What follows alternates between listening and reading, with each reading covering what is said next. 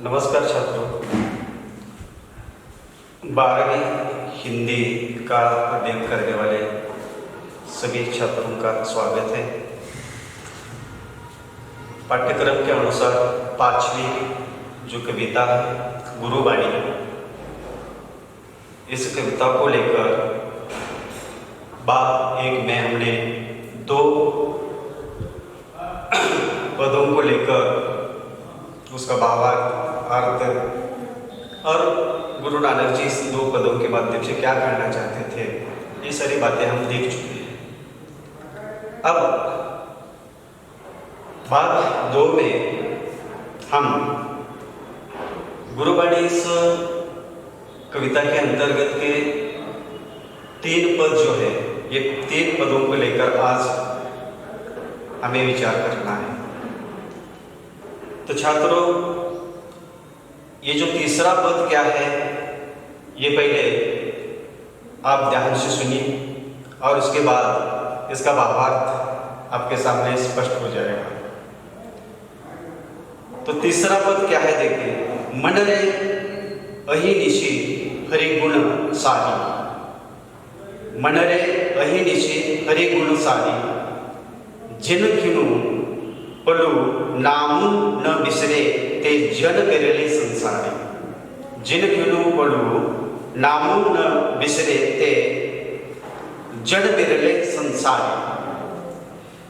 ज्योति ज्योति मिलाइए सुरति सुरति संजोग, ज्योति ज्योति मिलाइए सुरति सुरति संजोग, हिंसा हूँ में गतु वे नाही सहसा सोगु, हिंसा हूँ में गतु वे नाही सहसा सोगु, गुरु मुख जिसु हार मणि बसे तिसु मेले गुरु संजोग, गुरु मुख जिसु हार मणि बसे तिसु मेले गुरु संजोग। तो गुरु नानक जी का गुरुवाणी इस कविता के अंतर्गत का ये तीसरा पद है, जिसका प्रकट वाचन आपने सुना। अभी इस तीसरे पद के अंदर जो कठिन शब्द है, इनका अर्थ पहले हम देखेंगे। अहिनिशि यानी दिन रात, अहिनिशि का अर्थ है दिन रात। बिसरे भूलना, बिरले निराले, हूँ में इसका अर्थ है हृदय, सुरति यानी भक्ति, खिनु यानी परमात्मा और जीवात्मा, हरि यानी ईश्वर, और सारी का अर्थ है स्मरण। तो ये जो तीसरा पद है गुरु नानक जी का, इसमें गुरु नानक जी ने क्या बताया है? तो तीसरा ये जो पद है, इस तीसरे पद की मूल संवेदना ये है, ये बात यहाँ गुरु नानक जी ने बताई है कि संसार में प्रभु के दर्शन कब और कैसे होते हैं और किसके कारण होते हैं, ये मौलिक बात इस पद में गुरु नानक जी ने बताई है। क्योंकि आपको मालूम है कि गुरु नानक जी भक्तिकालीन कवि हैं और भक्ति युग के अंतर्गत, समाज के अंतर्गत ईश्वरवाद को लेकर अनेक प्रकार के मतांतर थे। पाखंडी साधु संतों का ऐसा वातावरण समाज के अंतर्गत था और ऐसे समय में इन पदों के माध्यम से गुरु नानक जी ने समाज को एक दिशा देने की उन्होंने कोशिश की। तो गुरु नानक जी क्या बताते थे कि प्रभु का दर्शन कैसा होता है, प्रभु का साक्षात्कार कैसा होता है और किसके कारण होता है, ये सुंदर बात यहाँ गुरु नानक जी ने हमारे सामने रखी है।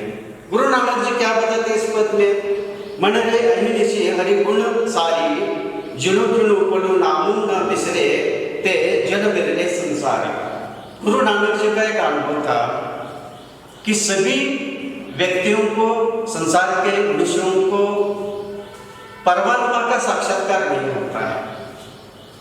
तो गुरु नानक जी बताते हैं कि जो हरि यानी ईश्वर, दिन रात ईश्वर की ईश्वर का जो स्मरण करता है, जिसके हृदय में हमेशा ईश्वर के प्रति भक्ति भावना होती है, हर पल बोलू यानी हर पल उनका भगवान या ईश्वर के नामस्मरण में बीत जाता है, इनका जो आत्मा है परमात्मा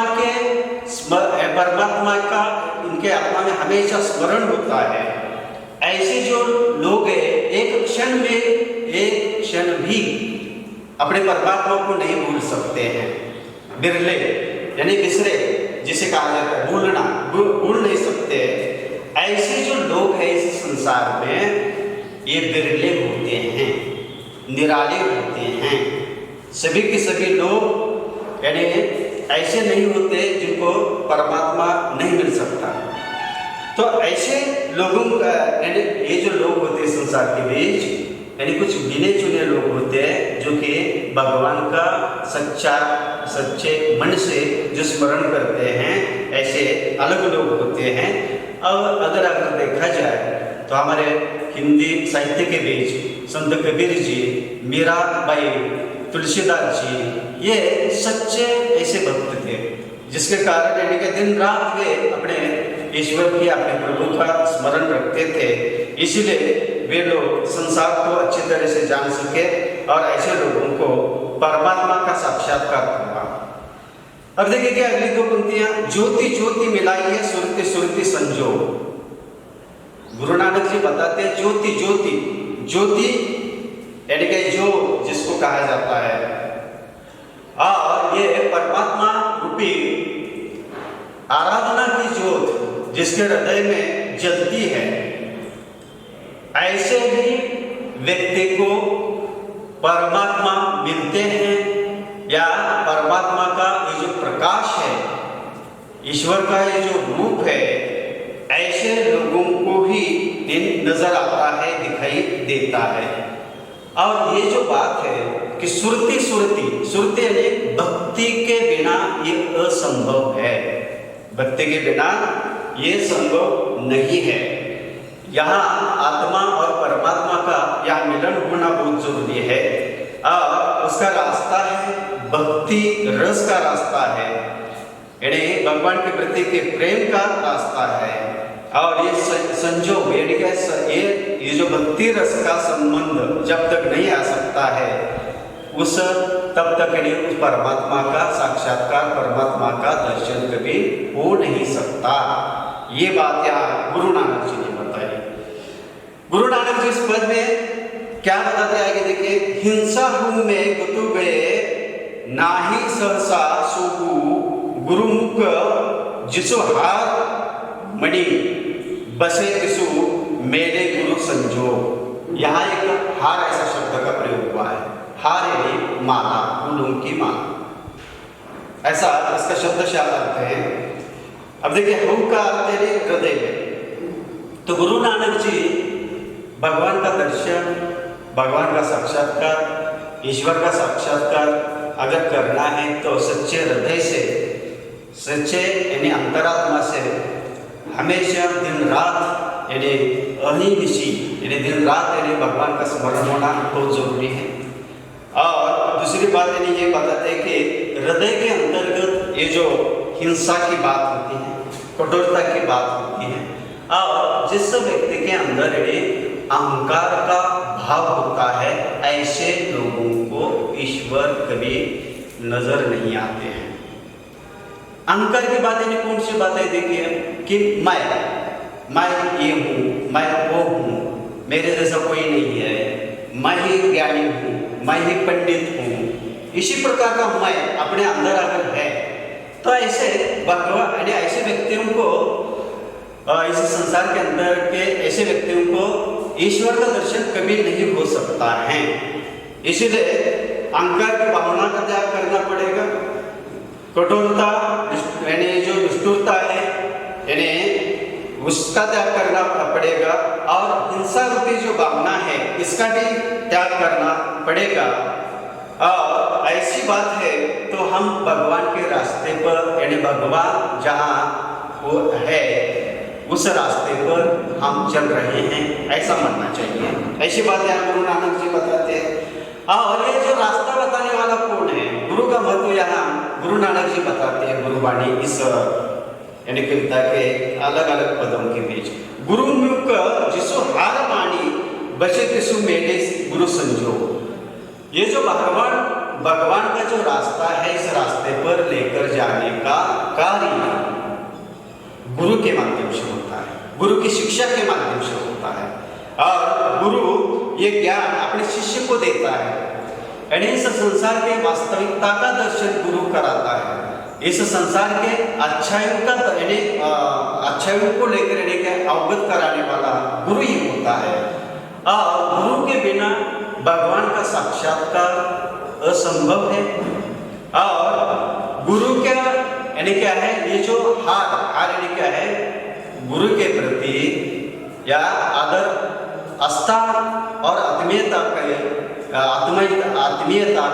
ये जो माला है पहनकर जो गुरु जैसा बताए उसी के अनुसार अगर आराधना करता है, अगर विचार करता है, अपने अंदर के दुर्गुणों को त्यागता है, तो एक सच्चाई का रास्ता उसके सामने आ जाता है। और उस सच्चाई के रास्ते से ही यानी भगवान मिलते हैं। और ये जो संजोग है यानी क्या है, ये जो संबंध है यानी गुरु के बिना यानी किसी को भी नहीं मिल सकता। ऐसी बात यहाँ यानी कवि नानक जी बताना चाहते हैं। तो कुल मिलाकर इस पद के माध्यम से गुरु नानक जी ने स्पष्ट बात कही गई है कि प्रभु का दर्शन करना है तो अपने अंतरात्मा को शुद्ध करना है, अवगुणों को निकाल देना है, अपने गुरु के ज्ञान के आधार पर यानी चलना है। गुरु जो यानी क्या बताता है उनकी बातें माननी है, तभी हम भगवान के दर्शन कर सकते हैं अथवा नहीं कर सकते हैं। भगवान को यानी अगर गुरु को मानते ही नहीं है तो आपको भगवान कभी नजर नहीं आता है।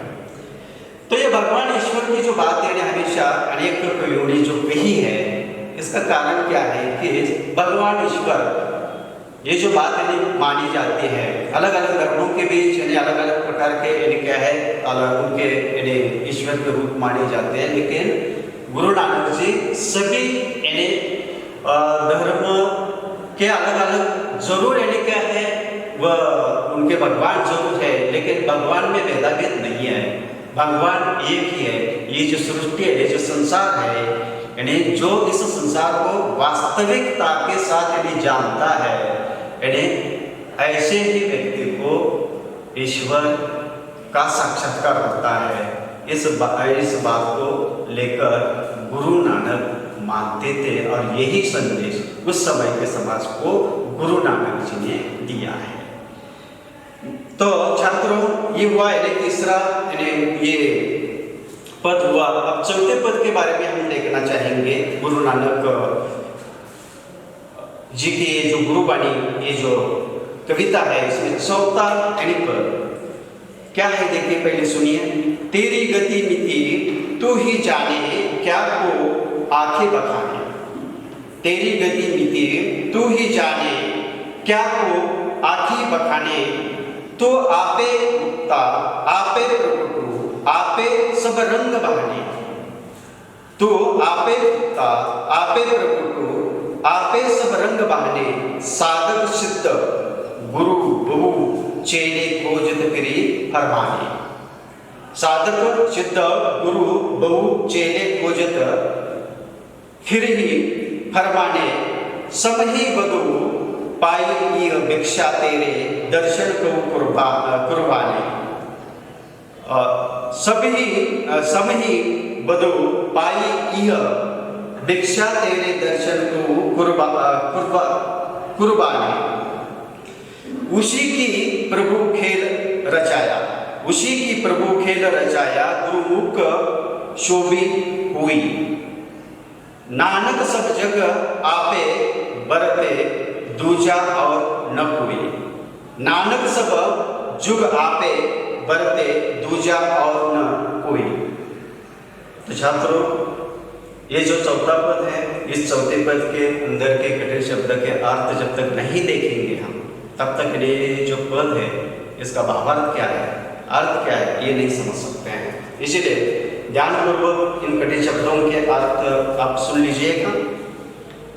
गति यानी अवस्था इसका अर्थ है, मति यानी मिति ऐसा एक शब्द है, रहस्य ऐसा है, बखाना यानी व्याख्या करना, आपे यानी आप, गुप्ता यानी गुप्त, प्रगट यानी प्रगटो यानी प्रगट, बहाने यानी पहचानना, साधक यानी भक्त, फरमाने यानी आज्ञा करना, और समझी बधुपाई यह ऐसा एक है। इसका संदर्भ अर्थ है नामस्मरण करने वाले को ही, ऐसा इसका संदर्भ अर्थ है।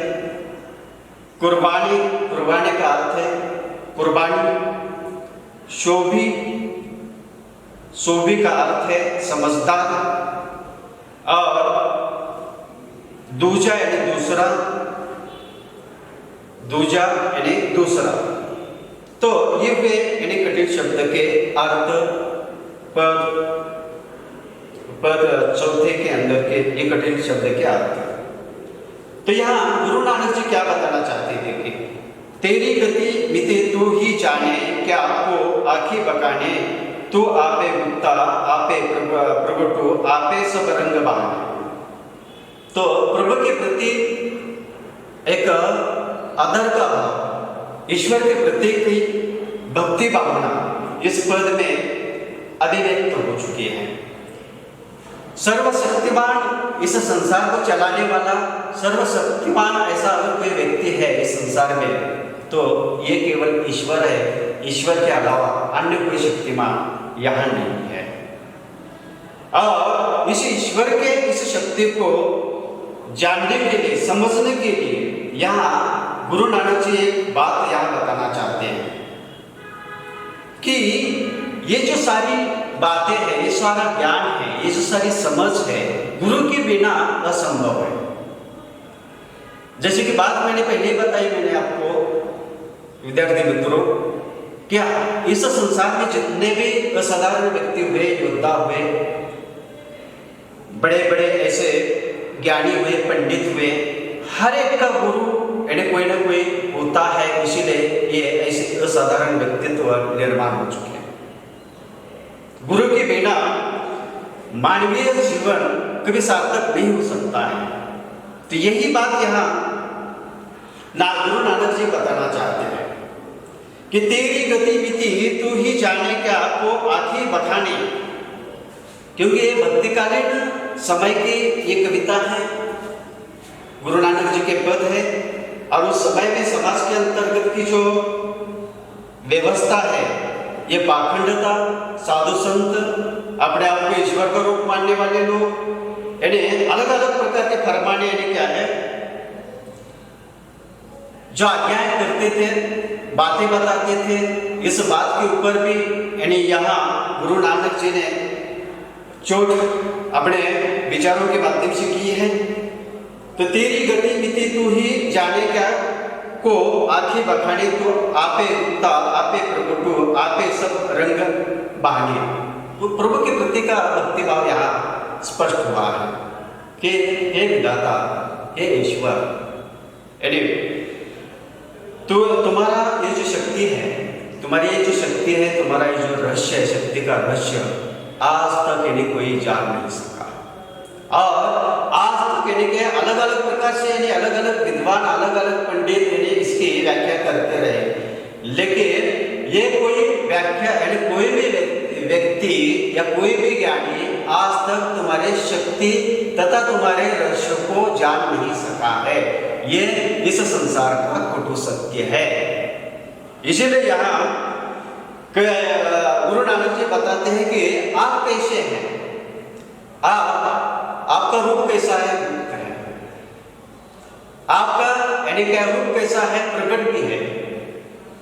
आप यानी इस संसार के कण कण में बसे हुए हैं। आप यानी का रूप यानी प्रकट रूप भी है। और आपके ये जो अलग अलग रंग है, रूप है, यानी आप ही जाने। संसार को कोई भी ज्ञानी, कोई भी पंडित इस बात को नहीं समझ सकता है। इस बात को लेकर गुरु नानक जी बताते हैं, इस संसार में अनेक भक्त, साधक यानी अनेक भक्त, अनेक यानी क्या सिद्ध यानी सिद्धि करने वाले, सिद्धि प्राप्त ऐसे व्यक्ति, अनेक गुरु, अनेक चेले, ये आपको खोजते फिरे हैं, लेकिन अभी तक आपके रहस्य का पता किसी को नहीं चल पड़ा है। ऐसा अप्रगट रूप ईश्वर तुम्हारा है। आपको ऐसा अप्रगट, ऐसा रूप, ऐसे अलग अलग रंग ईश्वर विधाता तुम्हारे हैं। और आज तक अलग अलग प्रकार की बातें जरूर कही गई, अलग अलग प्रकार के अज्ञान होती रही, लेकिन बात यानी क्या है, ये सब कुछ यानी झूठ है। आपको समझना इतना आसान नहीं है, आपके रहस्यों को समझना इतना आसान नहीं है, आपके रहस्यों को समझना इतना आसान नहीं है। ऐसे आप मेरे प्रभु हैं। समही बधु पाई यह भिक्षा, भिक्षा यानी यहाँ संदर्भी अर्थ प्रसाद, भिक्षा यानी प्रसाद।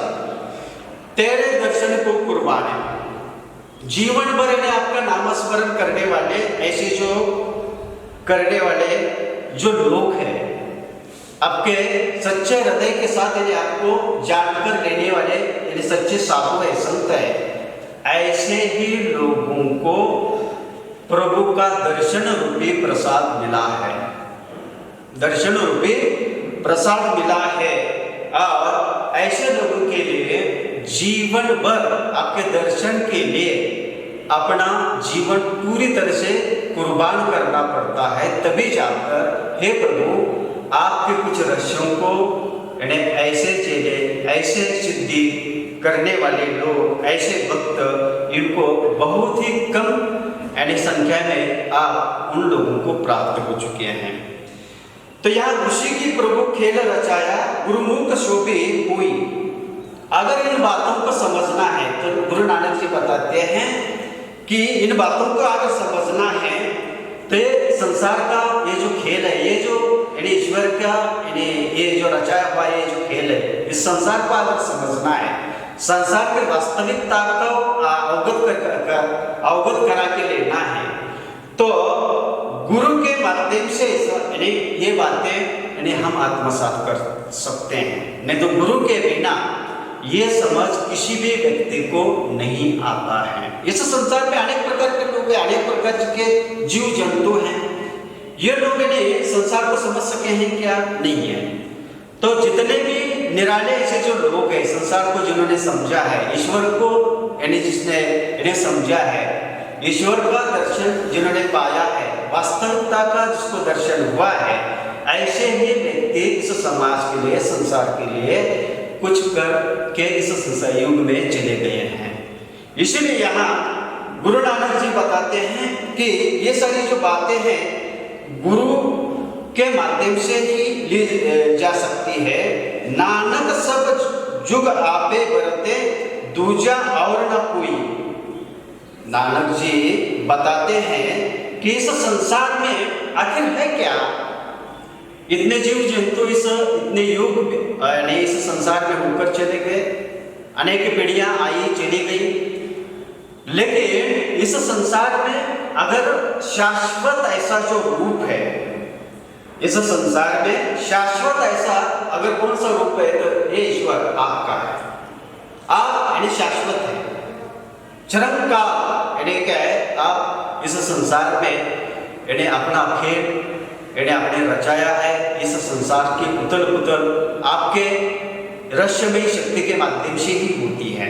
इसीलिए आपका यानी इस संसार के ऊपर युगों युगों से राज रहा है, और दूजा और न कोई आपके अलावा इस संसार के ऊपर यानी क्या अधिकार अन्य किसी का नहीं हो सकता है। ये जो बातें कही जाती है कि इस देश के ऊपर, इस समाज के ऊपर, इस यानी संसार के ऊपर हमारा राज्य है, नहीं है। सब बाकी संसार की सारी चीजें, जीव जंतु, पेड़ पौधे, ये सारे नश्वर है, और शाश्वत अगर रूप कौन सा है तो हे ईश्वर आपका ही है। इसीलिए यहाँ गुरु नानक जी इस पद के माध्यम से कि विधाता की शक्ति का परिचय यहाँ कराया है। दूसरी बात है विधाता के रहस्य का परिचय यहाँ कराया गया है। और दूसरी बात ये है कि समाज के अंतर्गत अपने आप को ज्ञानी पंडित ऐसे मानने वाले ऐसे जो लोग हैं कि हम इस संसार को जानते हैं, हम भगवान को जानते हैं, तो ये फिजूल की बातें हैं। संसार को आज तक कोई भी जान नहीं सका है। अनेक साधक अपनी साधना करके चले गए, अनेक गुरु इस संसार को लेकर बहुत कुछ उन्होंने विचार किया, अनेक भक्त है, लेकिन वे भी इस संसार को, इस प्रभु के, ईश्वर के शक्ति को, रहस्य को जान नहीं सके। क्योंकि इस संसार में शाश्वत रूप अगर कोई हो सकता है तो केवल ईश्वर ही हो सकता है, इसके अलावा अन्य कोई नहीं हो सकता है। तो यह महत्वपूर्ण बात यहाँ बताई है कि संसार को अगर समझना है तो गुरु के माध्यम से ही शोभे क्या है, हम संसार को समझ सकते हैं, इनके अलावा इस संसार को हम नहीं समझ सकते हैं। एक शुभ संदेश इस पदों के माध्यम से यहाँ गुरु नानक जी ने दिया है। तो बच्चों, आखिरी इस गुरुवाणी का पद है, इसको लेकर हम देखना चाहेंगे। गगन में थाल रविचंद्र दीपक बने, गगन में थाल रविचंद्र दीपक बने, तारका मंडल जनक मोती, तारका मंडल जनक मोती, धूप मलिया नील, धूप मलिया नील, पवनु सौरो करे, पवनु चौरे करे, सकल वनराई कुलंत ज्योति, सकल वनराई कुलंत ज्योति, कैसी आरती हुई भवखंडना, कैसी आरती हुई भवखंडना, तोरी आरती, तोरी आरती, अनाहत शब्द बाजत भी, अनाहत शब्द बाजत भी। तो यह आखिरी पद है गुरु नानक जी का। गगन यानी आकाश, कठिन शब्द के पहले अर्थ समझ कर ले लीजिएगा। तारका मंडल यानी तारों का मंडल, आसमान में जो होता है तारों का मंडल। जनक मोती, मोती की तरह, जनक मोती का अर्थ यहाँ मोती की तरह लेना है। मलया नील, नील यानी हवा, मलया यानी मलय पर्वत से आने वाली खुशबूदार ठंडा हवा जो होती है उसे मलया नील ऐसा कहा जाता है। पवनु यानी पवन यानी हवा। और अगला कठिन शब्द है सकल, सकल का अर्थ है सभी। वनराई का अर्थ है जंगल, कुलंत का अर्थ है फूले हुए, फूले हुए। यानी भवखंडना यानी इस संसार में, अनाहत ऐसा एक मौलिक शब्द है। अनाहत, अनाहत यानी मौलिक शब्द है। शाश्वत ऐसा रूप जो होता है जिसको अनाहत ऐसा कहा जाता है। इसके आगे जाकर अगर कहा जाए तो बिना कोई ढोल बजाए जो आवाज निर्माण मस्तिष्क में होती है उसी को अनाहत ढोल ऐसा कहा जाता है। बेहरे यानी ढोल। तो संक्षिप्त में हम इस पद को लेकर यहाँ गुरु नानक जी क्या बताना चाहते हैं। गुरु नानक यानी भक्तिहीन कालखंड के यानी ये कवि हैं। और दूसरी बात यानी क्या है, ये मूर्ति पूजा के खिलाफ थे।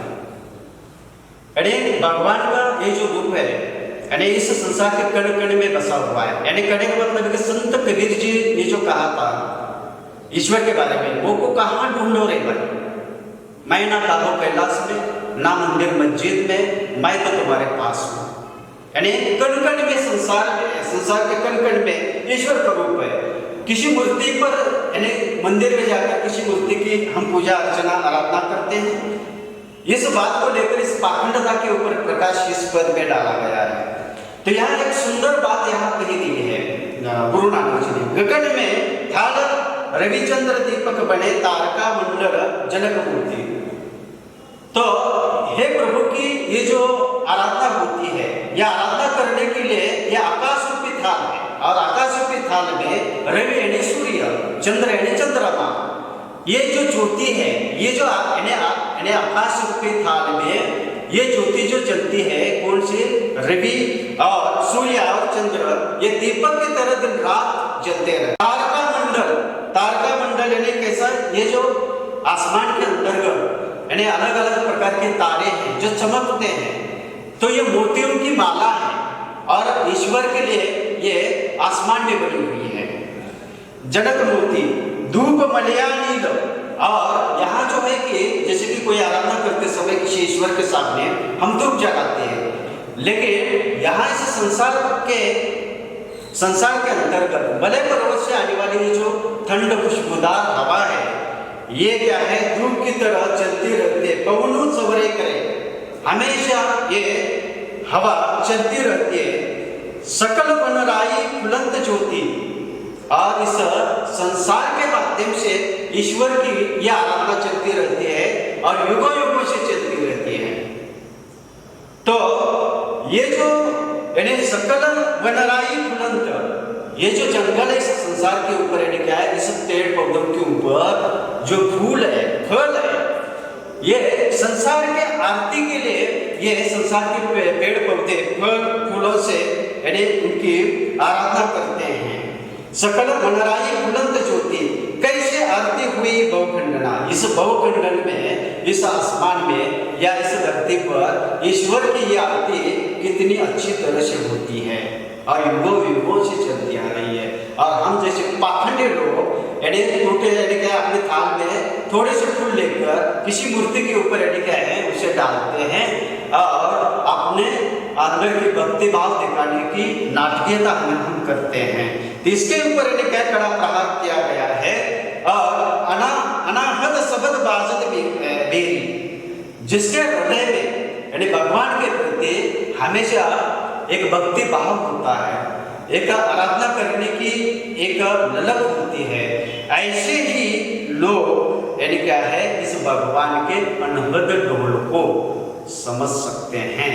ये हमारी आरती पाखंडी आरती है, ये दिखावा का यहाँ ज्यादा है और हम कितने भक्त है ये दिखाने की कोशिश है, इसके ऊपर कड़ा प्रहार यहाँ गुरु नानक जी करते हैं। और सच्ची आरती क्या होती है और श्रद्धा के साथ ही यानी भक्ति की जा सकती है। ये जो थोड़े से फूल चढ़ाकर कुछ नारियल तोड़कर यानी भक्ति भाव दिखाने का ये केवल हमारा एक ढोंग है। सत्यता हृदय के अंदर भक्ति का रस का होना अत्यंत जरूरी है। ये शुभ संदेश आखिरी इस पद के माध्यम से गुरु नानक जी देते हैं। धन्यवाद।